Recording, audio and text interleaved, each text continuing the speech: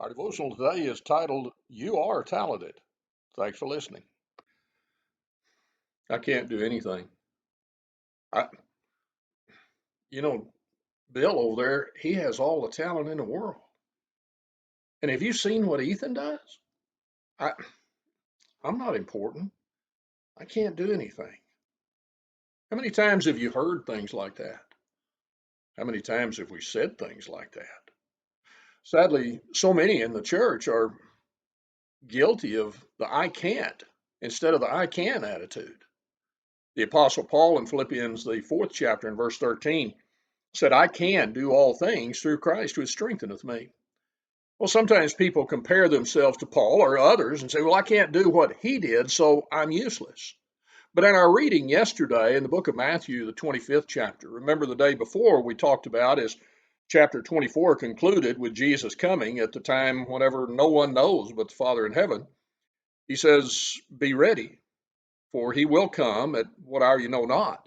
And then he begins the preparation parables. Well, in Matthew 25, notice in verse 15, he talks about here was the one who came and he gave to one of his servants 5 talents, to another 2, and to another 1, to every man according to his several ability. Then you go on down in verse 20, and we find where the master returned and he addressed each one of the servants. Now, you look, and what he judged them for wasn't that one only had 1 talent or 1 2 or 1 5.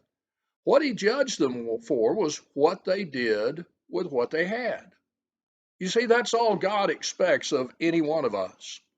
You look and you find sometimes, I realize that there are people who are much more talented than I am, but God's going to judge them for their abilities, their opportunities.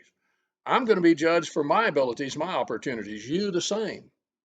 And whenever I look and I realize what I can do, then I do it to the best that I can. Whenever I do that, I find in Ephesians, the 4th chapter, the body is built up unto itself in the edifying of love by that which every joint supplies. You see, I supply what I can. So many times it's sad to see people who give up instead of doing what they can.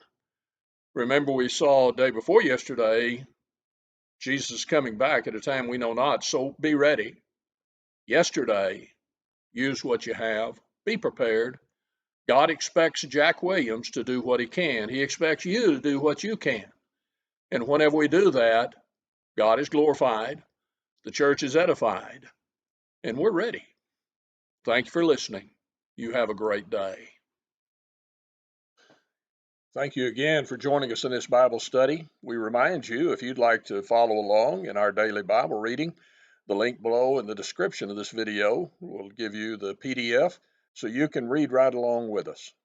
If you have any other questions or if you'd like information on a Bible study, contact us with the information provided on the screen before you.